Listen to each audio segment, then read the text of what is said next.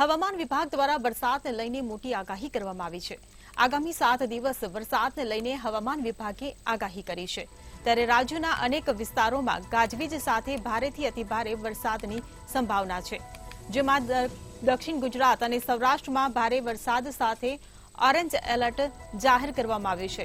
45 થી 55 પ્રતિ કલાકની ઝડપથી પવન ફૂંકાશે, સાથે જ માછીમારોને દરિયો ન ખેડવા માટે પણ સૂચના આપી દેવામાં આવી છે। આજે અમદાવાદમાં ભારેથી અતિભારે વરસાદની પણ આગાહી કરવામાં આવી છે। જી બિલકુલથી જો વાત કરવામાં આવે તો રાજ્યમાં વિધિવત રીતે જે ચોમાસાનું આગમન છે તે ચોમાસાનું આગમન છે તે થઈ ગયું છે, જેના પગલે હવામાન વિભાગ દ્વારા જે આગાહી છે તે આગાહી કરવામાં આવી હતી કે આગામી 5 દિવસ સુધી અલગ અલગ જે જિલ્લાઓ છે તે જિલ્લાઓમાં ભારેથી અતિભારે વરસાદ છે તે વરસાદ વરસે તેવી સંભાવનાઓ રહેલી છે। સાથે જ હવામાન વિભાગ દ્વારા જે આગાહી કરવામાં આવી હતી કે જેમાં ભારે પવન સાથે જે વરસાદ છે તે વરસાદ વરસી શકે તેવી સંભાવનાઓ રહેલી છે। ઉત્તર ગુજરાત, દક્ષિણ ગુજરાત અને મધ્ય ગુજરાતના જે જિલ્લાઓ છે તે જિલ્લાઓની અંદર પણ ભારેથી અતિભારે વરસાદ છે તે વરસાદ વરસી શકે તેવી સંભાવનાઓ રહેલી છે। જેમાં જો વાત કરવામાં આવે તો પંચમહાલ, દાહોદ, છોટા ઉદેપુરમાં પણ જે ભારે વરસાદની આગાહી છે તે આગાહી કરવામાં આવી છે। સાથે નર્મદા, સુરત અને ડાંગમાં પણ ભારેથી અતિભારે વરસાદ છે તે વરસાદની આગાહી કરવામાં આવી છે। જો વાત કરવામાં આવે તો દમણ, દાદરાનગર અને જે દીવ છે તે દીવની અંદર પણ ભારેથી અતિભારે વરસાદ છે તે વરસાદ વરસી શકે તેવી સંભાવનાઓ રહેલી છે। સાથે જ જો વાત કરવામાં આવે તો આગામી 5 દિવસ સુધી જે ભારે પવન સાથે જે વરસાદ છે તે વરસાદનું આગમન છે તે આગમન ગુજરાતમાં થશે। એટલે કહી શકાય કે ઉત્તર, દક્ષિણ અને મધ્ય ગુજરાતમાં વરસાદ છે તે વરસાદની આગાહી છે તે આગાહી ભરપૂર રહેશે। અને સાથે જ જો વાત કરવામાં આવે તો અમદાવાદ, ગાંધીનગર, વડોદરા, આણંદ અને ખેડામાં પણ ગાજવીજ સાથે વરસાદ છે તે વરસાદ વરસી શકે તેવી સંભાવનાઓ રહેલી છે।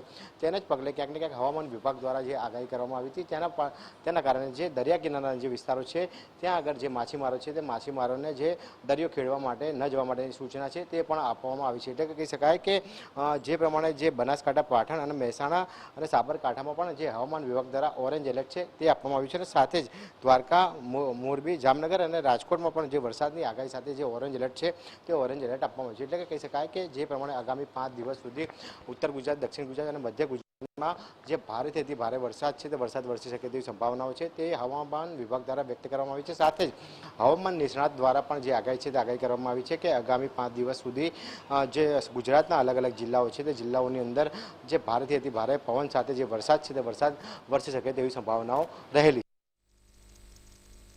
તો હવામાન વિભાગ દ્વારા આગામી 7 દિવસ રાજ્યભરમાં વરસાદની આગાહી કરવામાં આવી છે।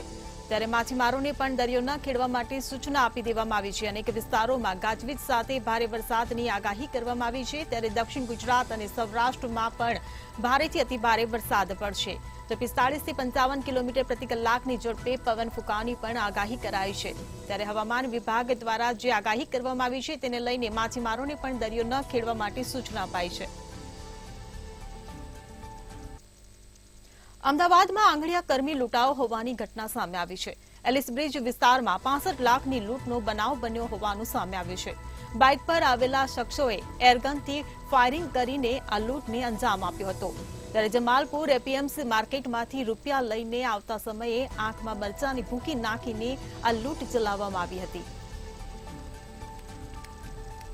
તો અમદાવાદના એલિસ બ્રિજ વિસ્તારમાંથી આ ઘટના સામે આવી છે। એરગન ફાયરિંગ કરીને લૂંટને અંજામ આપવામાં આવ્યો છે।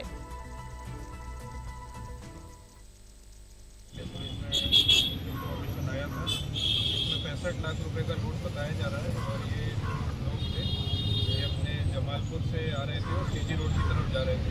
उनके लोगों ने एक्टिवा में इंटरसेप्ट किया और एयर गन की प्रीमा फेसी एयर गन रखी है, एयर गन की उनको जो है घायल करके उनसे पैसे ले लिए। कौन से अंग्रेजी कर्मचारी थे? ये आर कांतिलाल अंगड़िया का नाम है। बाकी तपास जारी है। बाकी સંવાદદાતા રવિ ભાવસાર આપણી સાથે ફોન લાઈન પર જોડાઈ ગયા છે। જી રવિ, આંગણિયા પેઢીનો કર્મચારી લૂંટાયો છે, 65 લાખની લૂંટ ચલાવવામાં આવી છે, શું છે વધુ વિગતો? હા બિલકુલ થી જો વાત કરવામાં આવે તો એલિસ બ્રિજ જીમખાના પાસે આવેલા રોડ ઉપર ભર બપોરે જે લૂંટનો બનાવ છે તે લૂંટનો બનાવ બન્યો હતો। આંગણિયા પેઢીના કર્મચારીઓ જ્યારે રોકડ રકમ રૂપિયા 65 લાખ ભરેલો થેલો લઈને રિક્ષામાં જ્યારે નીકળ્યા હતા ત્યારે જે ઘટના છે તે ઘટના બની હતી। જો વાત કરવામાં આવે તો જે પોલીસ દ્વારા જે માહિતી આપવામાં આવી છે કે 2 લોકો બાઇક ચાલકો હતા, તે લોકો બાઇક ઉપર આવ્યા હતા અને ત્યારબાદ રિક્ષાને આંતરી હતી ને ત્યારબાદ જે અંદર બેઠેલા જે લોકો છે તે લોકોની આંખમાં મરચાની ભૂકી નાખી હતી। ત્યારબાદ હવામાં એક એક રાઉન્ડ એર ગનથી ફાયરિંગ છે તે ફાયરિંગ કરવામાં આવ્યું હતું। સાથે જ જે રૂપિયા ભરેલો થેલો હતો તે રૂપિયા ભરેલો થેલો લઈને લૂંટારુઓ છે તે ક્યાંક ને ક્યાંક ફરાર છે તે ફરાર થઈ ગયા હતા। હાલમાં તો અમદાવાદ ક્રાઇમ બ્રાન્ચની ટીમ અને જે સ્થાનિક ડીસીપી છે તે ઘટના સ્થળે પર પહોંચ્યા હતા અને સાથે જ આસપાસના વિસ્તારોના જે સીસીટીવી છે તે તપાસવાની કામગીરી હાથ ધરવામાં આવી છે અને સાથે જ જે આ હ્યુમન ઇન્ટેલિજન્સ છે તે હ્યુમન ઇન્ટેલિજન્સની પણ મદદ છે તે મદદ લેવામાં આવી રહી છે। સમગ્ર જે ઘટનાને અંજામ આપ્યો ત્યારબાદ પોલીસ ક્યાંક ને ક્યાંક જે એક્શન મોડમાં આવ્યું તેવું સ્પષ્ટપણે લાગી રહ્યું છે। હાલમાં અલગ અલગ જગ્યાએ જે નાકાબંધી છે તે કરવામાં આવી છે અને સાથે જ જો વાત કરવામાં આવે તો લૂંટારુઓને ઝડપી પાડવા માટે ચક્રો છે તે ચક્રો ગતિમાન કર્યા છે। જી રવિ, સમગ્ર માહિતી બદલ આભાર।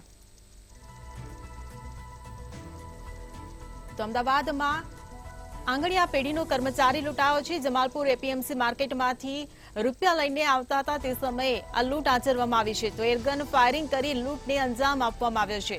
તો અમદાવાદમાં થોડા દિવસે આંગણિયા કર્મી લૂંટાયો।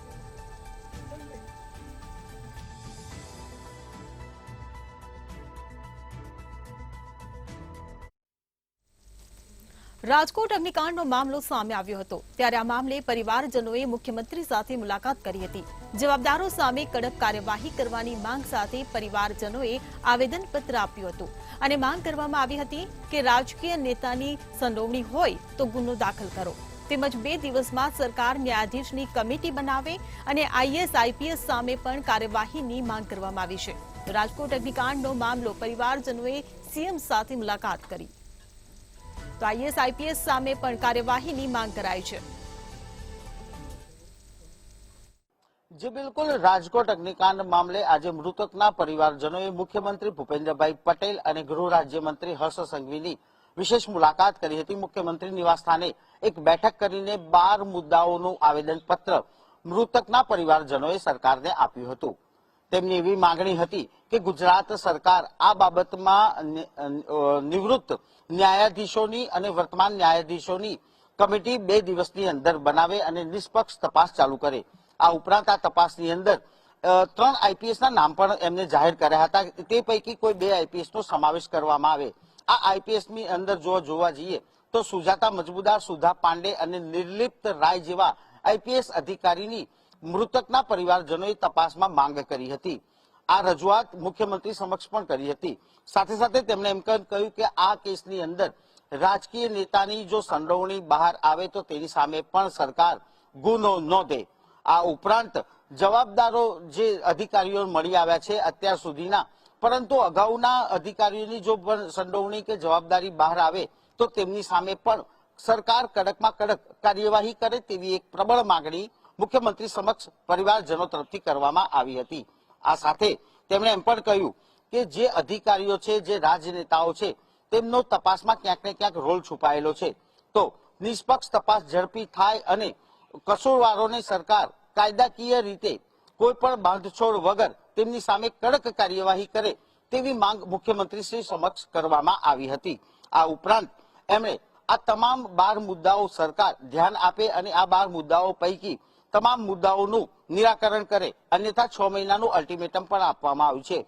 મૃતકના પરિવારજનો એવી ચીમકી ઉચ્ચારી કે સરકાર અમારા આ 12 મુદ્દાઓનું સમાધાન નહીં કરે તો આવનાર સમયમાં રાજકોટથી પદયાત્રા કરીને મુખ્યમંત્રી નિવાસ સ્થાન સુધી આ પદયાત્રા પહોંચે અને સરકારનો વિરોધ કરશે તેવી એક ચીમકી પણ ઉચ્ચારી હતી। જોકે પરિવારજનોએ મુખ્યમંત્રી અને ગૃહ રાજ્યમંત્રી સાથે જે મુલાકાત થઈ હતી તેના અંગે એમ પણ કહ્યું કે અમારા તમામ મુદ્દાઓ અને તમામ માંગણીઓ બાબતે મુખ્યમંત્રી શ્રીએ હકારાત્મક અભિગમ અપનાવશે તેવું એક વચન આપવામાં આવ્યું છે। તો બીજી તરફ ગૃહ રાજ્યમંત્રી હર્ષ સંઘવીએ પીડિત પરિવારોને ન્યાય મળે તે દિશામાં સરકાર કામ કરશે તેવી ખાતરી આપી હતી। જોકે આજે આ જે મુલાકાત થઈ ત્યારબાદ રાજ્ય સરકાર કેટલી ઝડપથી કેવી રીતે મૃતકના પરિવારજનોને ન્યાય અપાવશે તે તો સમય જ કહેશે, પરંતુ મૃતક પરિવારો અત્યાર સુધી 45 દિવસ સુધી જે ઘટનાક્રમ બન્યો તેનો આખો નિચોડ સરકાર સમક્ષ વ્યક્ત કર્યો છે। ત્યારે સરકાર આ બાબતે કેટલી ઝડપથી કાર્યવાહી કરશે તે તો સમય જ કહેશે। રાજકોટ અગ્નિકાંડ મામલે પીડિત પરિવારજનોએ ન્યાય માટે સીએમ સાથે મુલાકાત કરી હતી તો પરિવારજનોએ જવાબદારો સામે કડક કાર્યવાહી કરવાની માંગ કરી છે।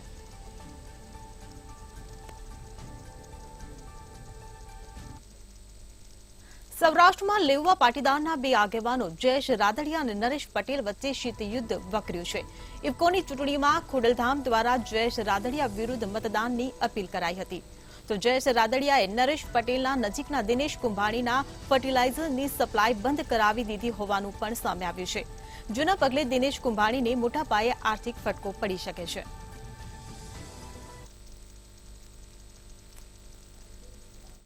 સૌરાષ્ટ્રમાં બે પાટીદારના નેતાઓ આ બંને વચ્ચે હાલ અત્યારે વર્ચસ્વની લડાઈ ક્યાંક લડાઈ રહી છે. ચોક્કસથી એવું કહી શકાય કે એક બાજુ નરેશ પટેલ છે ને બીજી બાજુ વિઠ્ઠલ રાદડિયાના પુત્ર જયેશ રાદડિયા છે. ચોક્કસથી આ બંને વચ્ચે 2017થી જ પાટીદાર આગેવાન એટલે કે કોણ છે તેની એક વર્ચસ્વની લડાઈ છે તે ચાલી રહી છે. ત્યારે વધુ એક જે સમાચાર છે તે ત્યાં મળી રહ્યા છે.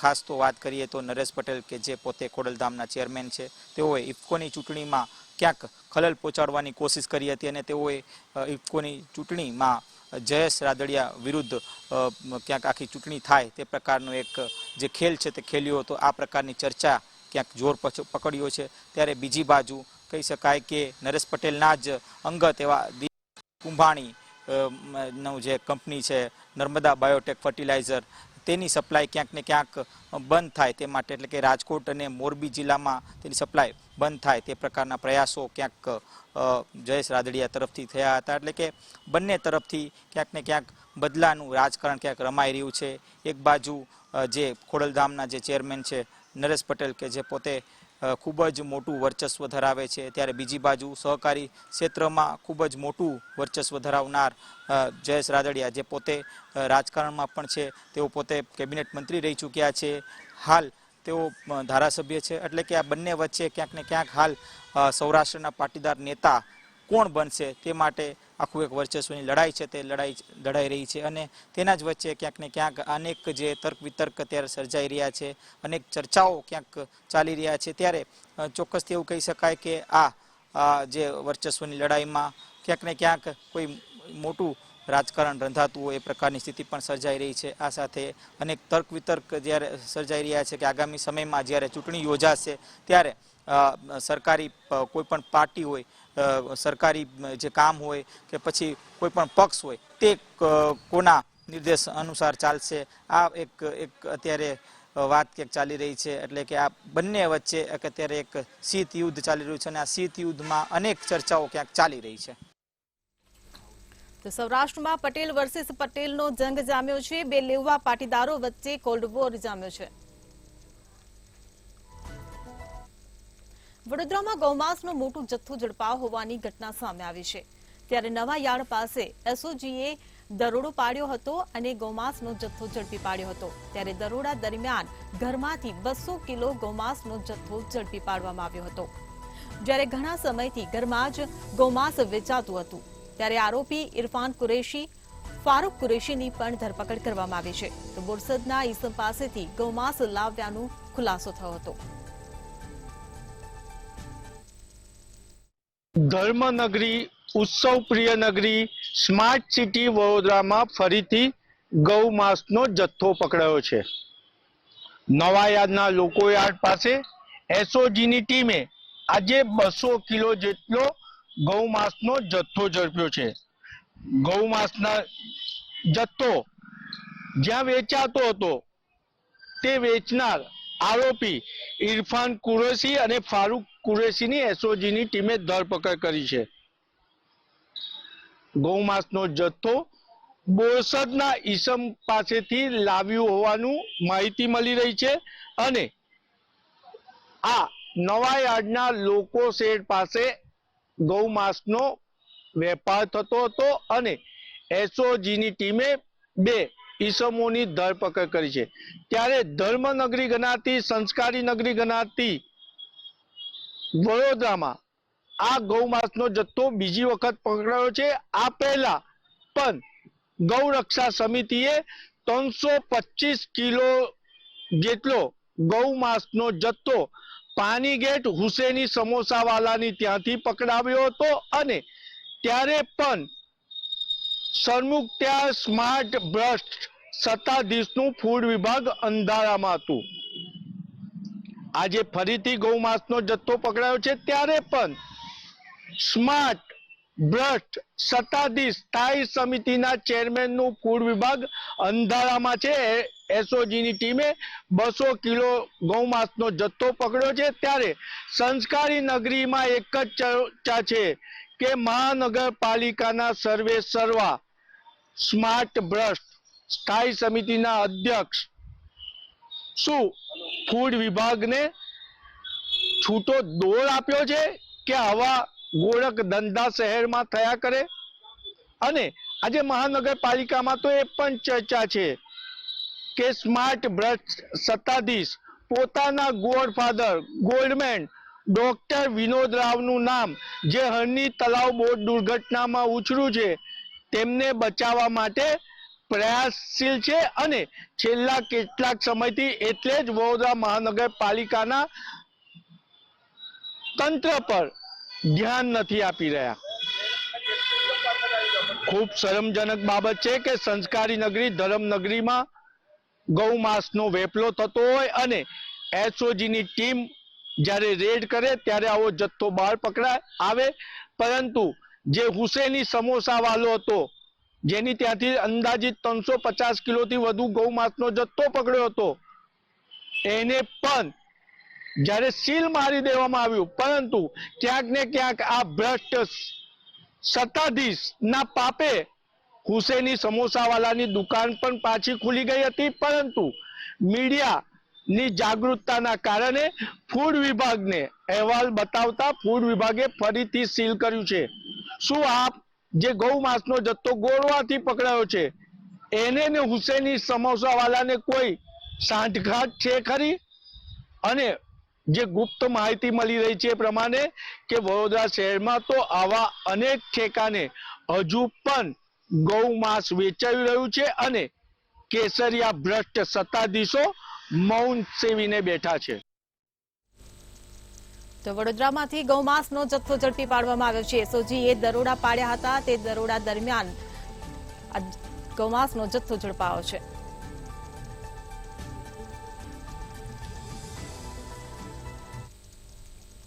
જૂનાગઢના પલાસવા ગામના સ્કૂલના પટાંગણમાં વાલીઓ દ્વારા જ લંપટ શિક્ષકને માર માર્યો હોવાની ઘટના સામે આવી. શિક્ષક દ્વારા વિદ્યાર્થીઓને માર મારતા વાલીઓ ક્રોધી ભરાયા હતા. આ તમામ બાબતે વાલીઓએ સ્કૂલને તાળાબંધી કરી હતી અને આ લંપટ શિક્ષકને સ્કૂલના પટાંગણમાં જ ફટકાર્યો હતો. ક્લાસમાં વિદ્યાર્થીનીઓને શરીરે ટચ કરી અડપલા કરે છે તો વિદ્યાર્થીઓને પાઇપ અને ચપ્પલથી માર મારવામાં આવે છે. ત્યારે પ્રાથમિક શિક્ષક અધિકારીએ ઘટના સ્થળે પહોંચીને વાલીઓના નિવેદન લીધા હતા, જ્યાં વાલીઓને ગામના અગ્રણીઓ સાથે વાત કરી શિક્ષક મામલે યોગ્ય કાર્યવાહી કરવા ખાતરી આપી હતી. ચોક્કસ કે આજે પ્લાસવાના એક જે સરકારી શાળા છે ત્યાં વાલીઓ દ્વારા છે તે તાળાબંધી શાળાને કરવામાં આવી હતી. કારણ એટલું જ હતું કે ત્યાંના જે શિક્ષક છે ગોવિંદ બાંભરોલિયા નામના, તેમના દ્વારા વિદ્યાર્થીઓને છે તે બેફામ માર મારવામાં આવતો હતો, પાઇપ દ્વારા છે તે માર મારવામાં આવતા હોવાના આક્ષેપો કર્યા હતા. તો બીજી તરફ વિદ્યાર્થીનીઓ સાથે છે અડપલા કરવામાં આવતા હોવાના પણ આક્ષેપો કરવામાં આવ્યા હતા, અને જેને લઈને આજે શાળા પર તાળાબંધી નો કાર્યક્રમ રાખવામાં આવ્યો હતો ને વાલીઓ દ્વારા છે તે શાળાને તાળાબંધી કરવામાં આવી હતી. તો બીજી તરફ આ સમગ્ર ઘટનાને લઈને ત્યાંના આચાર્ય દ્વારા છે તે શિક્ષણ અધિકારીને જાણ થતા જે ઇન્ચાર્જ જે તાલુકાના પ્રાથમિક શિક્ષણ અધિકારી છે તે પણ ત્યાં દોડી આવ્યા હતા, અને એટલી જ વારમાં જે શિક્ષક છે ગોવિંદ બાંભરોલિયા તે પણ સ્થળ ઉપર આવતા વાલીઓ છે તે વિફરાયા હતા, અને વાલીઓ દ્વારા આ જે શિક્ષક છે તેને લંબાર્યો હતો.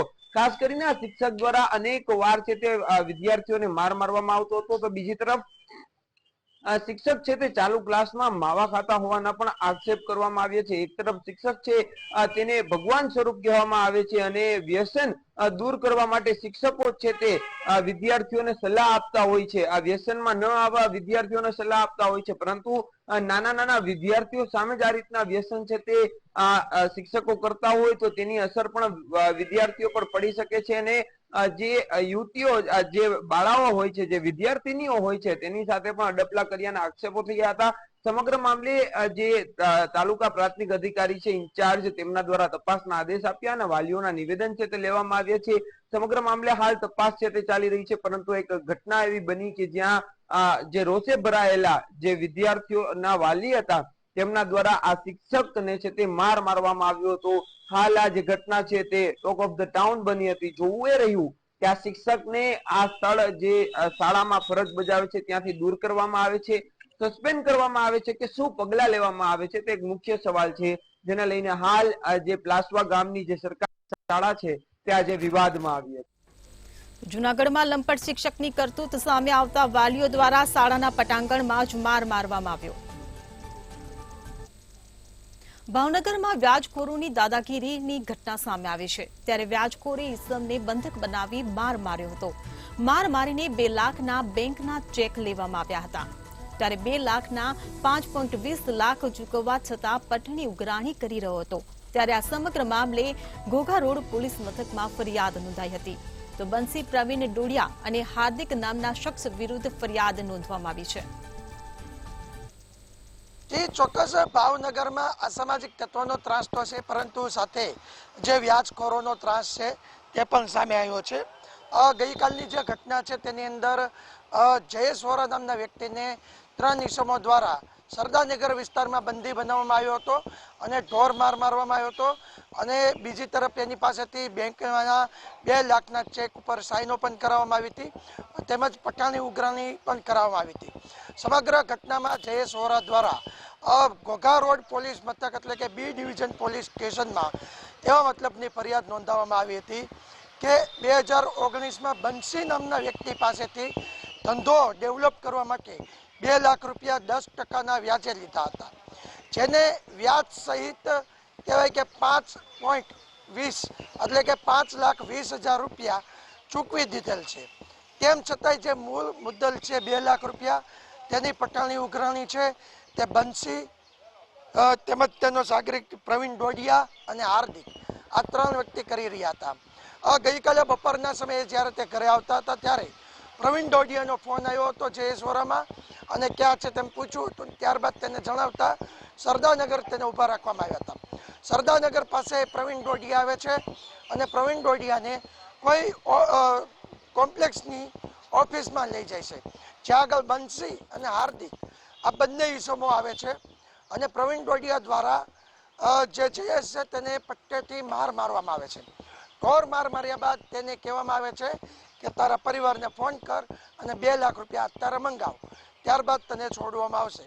પરંતુ પ્રવીણ ડોડિયા દ્વારા કહેવામાં આવ્યું કે મારી પાસે અત્યારે 1 પણ રૂપિયો નથી, જેને લઈને ત્યારબાદ તેની સાથે એક ઇસમને મોકલવામાં આવ્યો અને તેમના ઘરે જઈને તેની પાસેથી બેંકના 2 લાખના ચેકો ઉપર સાઈન લેવામાં આવી.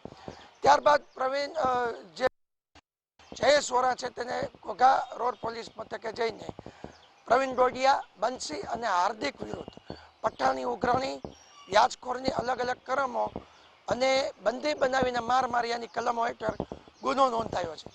પરંતુ સવાલ એ છે કે પોલીસ તંત્ર દ્વારા રાજ્ય સરકારના આદેશ બાદ વ્યાજખોરોની જે ત્રાસથી મુક્તિ માટેના નિયમો ઘડવામાં આવ્યા છે. પોલીસ તંત્ર વિવિધ વિસ્તારોની અંદર જન સંપર્ક કરીને મીટિંગો યોજે છે, તેમ છતાંય ત્યાં વ્યાજખોરો છે તે ખુલ્લેઆમ રખડી રહ્યા છે. જે બંસી નામનો વ્યક્તિ છે તેની પાસે લાયસન્સ પણ નથી, તેમ છતાં 10% વ્યાજ તે લોકો પાસેથી લે છે. જોકે પ્રવીણ ડોડિયા પણ તેનો એક સાગરીત જ છે, તેની સાથે હાર્દિક પણ તેમનો એક મિત્ર કે એનો સાગરીત છે. આ 3 સિવાય અન્ય કેટલા લોકો આ વ્યાજખોરીનો ધંધો કરે છે તે પોલીસ આ ફરિયાદ બાદ તેમને ઝડપે પછી ખબર પડશે. પરંતુ 2 દિવસ થઈ ગયા છે આ ફરિયાદ નોંધાણી, હજી સુધી પોલીસે આ 3માંથી એક આરોપીને પકડામાં કહી શકાય કે પકડી શક્યા નથી અને આરોપીઓ છે તે પોલીસના હાથોથી દૂર છે. હવે જોવાનું એ રહ્યું કે પોલીસ આ 3 આરોપીને ઝડપીને જે કાર્યવાહી કરશે તેની અંદર શું બહાર આવશે કે આ 3 ઇસમો દ્વારા અત્યાર સુધીમાં કેટલા લોકોને વ્યાજે પૈસા આપવામાં આવ્યા છે, કેટલા ટકા વ્યાજ લીધું, અને આ તમામ માહિતી આવીને એને વિરુદ્ધમાં કોઈ કાર્યવાહી થશે કે તો ભાવનગરમાંથી વ્યાજખોરોની દાદાગીરીની ઘટના સામે આવી છે. સુરતના ગોડાદરા વિસ્તારના 50 વર્ષીય વ્યક્તિએ આત્મહત્યા કરી છે, જેમાં ગોડાદરાના રાજેન્દ્ર ચૌહાણે બેંક લોનને લઈ સુસાઇડ કર્યું હતું. રાજેન્દ્રએ પોતાના ઘરે ઝેરી દવા પી સુસાઇડ કર્યું હતું. ત્યારે સુસાઇડને પગલે ઘટના સ્થળે પહોંચી હતી પોલીસ. પોલીસની તપાસમાં સુસાઇડ નોટ પણ મળી આવી છે.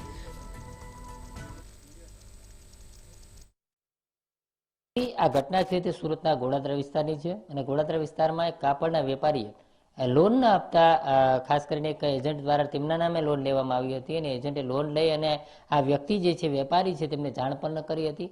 સતત ને સતત બેંક દ્વારા જે પ્રેશર કરવામાં આવતું હતું અને તેના લીધે સમાજમાં બદનામી થશે તેવા ડરના કારણે ગોડાદરા વિસ્તારનો એક વેપારી છે રાજેન્દ્ર નામનો આ વેપારી છે તેમણે સુસાઇડ નોટ લખી ઝેરી દવા પી અને આપઘાત કરી લીધો છે. સમગ્ર મામલે કહી શકાય કે જે પ્રકારે કલ્પેશ સોની નામનો એક એજન્ટ હતો તેમના દ્વારા જે આ લોન લેવાનું આવી હતી અને તે જ આખો મામલો બહાર આવ્યો છે. જે પ્રકારે રાજેન્દ્ર નામના જે વેપારી છે તે વેપારીએ 2018માં તેમને નુકસાન ગયું હતું ને ત્યારબાદ તેમણે જે કલ્પેશ સોની છે તેમના સાથે પરિચય થયો હતો ને લોન લેવાની વાત કરી હતી. પરંતુ આ સમગ્ર મામલે ક્યાંક ને ક્યાંક તેમને જાણ ન હતી અને તેમ છતાં આ પ્રકારની લોન છે તે લેવામાં આવી હતી અને લોન લેતાની સાથે જ ક્યાંક ને ક્યાંક વેપારી છે તેમને જાણ પણ ન હતી અને સતત ને સતત બેંકમાંથી જે ઉઘરાણી માટે ફોન આવતા હતા અને ઉઘરાણી માટે ફોન આવતા હતા તેના કારણે તેમને લાગ્યું કે તેમને સમાજમાં બદનામી થશે અને સતત ને સતત જે પ્રકારે બેંક દ્વારા પ્રેશર આપવામાં આવતું હતું અને પ્રેશર આપ્યા બાદ પણ તેમને વિવિધ પ્રકારની ધમકીઓ આપવામાં આવતી હોવાનો પણ ઉલ્લેખ કરવામાં આવ્યો છે અને સુસાઇડ નોટ લખી અને તેમણે આ પગલું ભર્યું છે અને આપઘાત કરી લીધું છે.